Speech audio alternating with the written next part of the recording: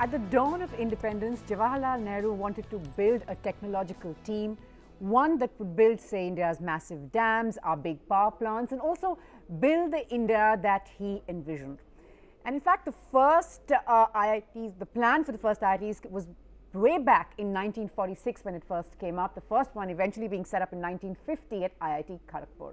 There's no denying that since then, the IITs have put themselves firmly on the world map. They've created exemplary achievers, those who've played a key role in shaping the India story. And of course, we believe and we hope will shape the India story in the years ahead also. But there is no denying at the same time that there's been a cloud over these institutions every now and then, especially in recent times over, say, clashes between top academics and the government over their style of functioning, over their approach to training and teaching, and most importantly, questions on the future of the Indian Institute of Technology, undoubtedly one of India's premier educational institutions.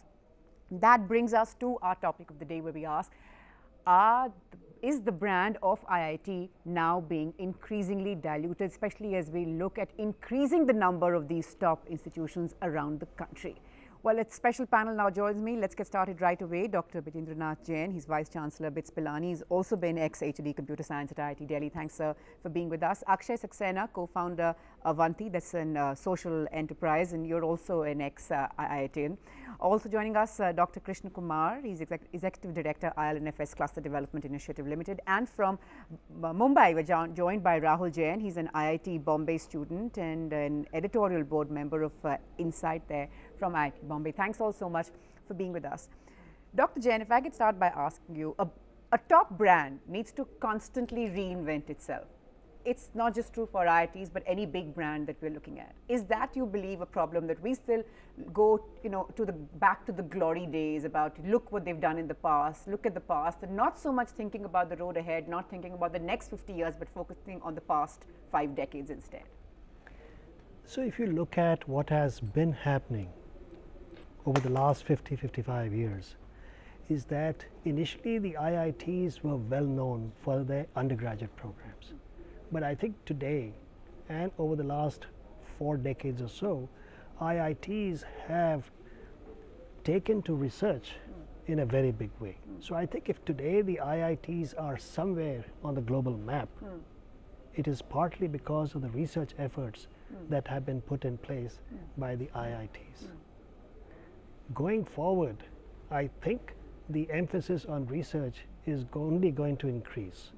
The number of publications, the quality of publications, the efforts towards solving real problems that confront us in India, and I believe IITs are now beginning to focus on some of those things. Right. And my gut feel is that the brand of IITs has been improving, has improved, and will continue to do so in the coming decades. Dr. Krishna Kumar, come in there. Would you sort of agree? We know that at the core of it, of course, there's great meaning. There is, our top talent also coming from the IITs, already a great talent pool there. But how do you sort of see the road ahead? We've seen no less than, Narayan Murthy say that the IITs aren't the institutions that they set out to be. They aren't the institutions they were, say, in the 1960s and the 70s.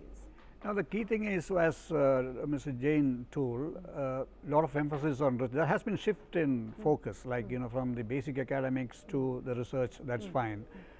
But the problem is, if only the debate point today, of course, are we diluting the brand? See, that's where I have some observation on it. Sure. Because we see, we started with 5, at least we had the 5 IITs, known IIT means 5.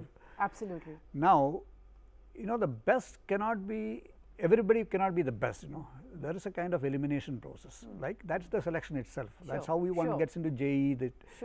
Now, if you, instead of 5, if you have 25 in the country, then it becomes an ordinary engineering college. Right. How do you differentiate the IITs from other engineering institutions? Right. Now, I'm not completely differing, but I'm putting a point. But it's a because point. It is a point. Right. Because when you speak of a national level iconic institution, it's an icon. You can't have too many icons. Right. When you have too many icons, it becomes common. I mean, it becomes just general. So what's making it stand out? But what's making it stand out is the quality. You get the cream of the cream. Right. You have the best probably training ground. We have best infrastructure. And we have best access to all information. Fair enough. Yeah. Akshay, you've sort of heard both views. There's one view that make it open it up. I mean, we're a young country, eager for the best opportunities, the best educational platforms. Why not, therefore, give it, why only sort of restrict it to these 5 or 10, open it up, put 25 IITs out there. As someone who's been one of those who sort of has, I'm sure, worked really hard to make it to this coveted institution, tell me, how do you see the debate? You are now helping others follow your footsteps. There's no dearth in the demand. We're producing more engineers than perhaps we are using at present. But do you believe that the hunger to get into an IIT is still what it used to be? No, I think it's like Dr. Jain said, it's higher perhaps. And you know, the perspective I take on this is, you know, and I was I think fortunate to have studied in other educational systems as well. And I think, you know, the way I look at it is, you know, there's two sort of conflicting forces here, right? It is my own desire to be counted as being elite without necessarily having to do anything to show for it. Sure. That was obviously truer when there was a very small number of colleges. Like I could have been from IIT, published 0 research studies, done nothing commendable with my life. Just have the IIT thappa on and my... the thappa would count for a lot. Exactly, yeah. What's happening now though is I need to sort of prove my mettle a lot more, right? There's many more people, you know, there are in most companies that are doing well, you will find tons of IITians even at an analyst junior level. Correct. So you have to do a lot more. So I think that's one part where I think a lot of IIT graduates get very uneasy about the brand being diluted. I think the decision to set up 8 IITs in around 2007 was a correct decision. Was a correct decision. I see, okay. Because left to themselves, the IITs would not have expanded their campuses. I see. 2% per annum was the growth rate between early 50s and the early 2000s. 2% is not sustainable, right? I think the big challenge for the IITs is to be able to source and retain good quality faculty. Right. And I think all the 16 IITs today are focused on this issue of how to get the best talent to come and teach and research on our IITs. Right. I'll get Rahul in at this point. Rahul, you're a student of IIT Bombay. You've, of course, been hearing the debate as it plays out. It's been all over the media. Questions on just how much is too much, whether the brand is being diluted, whether we should focus on what we have at hand instead of trying to spread ourselves too thin. As a student, how do you see this debate? 5 years ago, if you would have asked this question, are you from IIT, that would have been sufficient. Now you are required to add another question, which ones? That itself is a proof, sort of a proof to the brand appeal of the IITs, that there's a certain discrimination between the older IITs and the newer ones. And MNCs, part of the brand appeal of IITs comes from the fact that who is going to hire. MNCs definitely do not directly prefer to go to the newer IITs when they have a tried and tested product. And considering the infrastructure of the IITs that had been established in 2008, less than half of them have a functioning campus. When IITs are supposed to be pinnacle centers of research, how can you expect the level of competence that the IIT brand has set to sustain when you cannot provide the infrastructure for the same? The number of IITs has tripled since the last 3 years, last decade, but the budget hasn't tripled. And this is a very direct discrepancy that is shown in the system. Right. We've seen of course a focus on funding and also talk of funding going up, especially in the last 2 decades or so. But if I can just get you in, Dr. Krishna Kumar, you know, there are others who sort of say that why do we need so many engineers? And the focus also on people are leaving their technical degrees even after getting into IIT. There's this whole IIT IIM package is now supposed to be the in thing. So you get them into these top institutes and then they move away from the technical core areas, especially finance being, you know, management finance being such attractive options now. So do you sort of see all of that also playing a role in how we perceive the IITs? Well, that's a different question, a very deeper question you've asked for, because it goes down to different levels. Do we need more engineers? Do we need more scientists? If you look at the statistics, I don't have exact numbers on my fingers, but what I can tell you is actually our research quality has not been improving the way the West or the other developed countries have gone. See, take the number of PhDs coming up annually, take the number of international publications coming out from India, it is much lower than even China. Once we were far ahead of them, now where do we stand in terms of number of PhDs and all that. Right. So, and secondly, now we are talking about Make in India on the one side.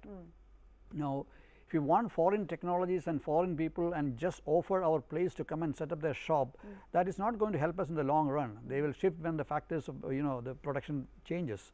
But if you want to create our own technology, self-sufficiency, self-reliance in our own technology, now we need quality engineers, no doubt about it. We need quality engineers, we need quality scientists, and we need more allocation for scientists, more allocation for institutions. Before I go into a break, how, the point that Rahul also made, that we've been speaking about earlier, that despite everything, you may sort of want to copy the IIT, you may make 25 IITs tomorrow, another 15, another X number of years, but there's still going to be some that are going to be a cut above the rest. Now, for you as a student and for those who you mentor, which IIT they make it to, is that important? And do you sort of see people giving up their ranks and saying, we're not going to make it to this only IIT is not good enough, I'd rather try this again, take the JEE again, and then try to scale up? How often does that happen? Oh, all the time, right? So I think I advise children actively sometimes to take a year off and try and get into the top 5 IITs for the same reason Sir mentioned, right? I think for me, if I look at my undergraduate experience, right, and how it held me in good stead,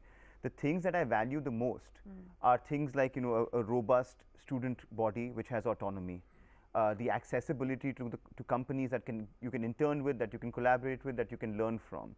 And if you end up in a far-flung area with no jobs, with no companies, with nowhere to go out, nowhere to form, no intercollegiate competitions, you are putting yourself at a significant disadvantage. So the short answer is yes, and I think that I actively advise children that if you feel that you have a shot of going to an old top 5, top 6 IIT, take it.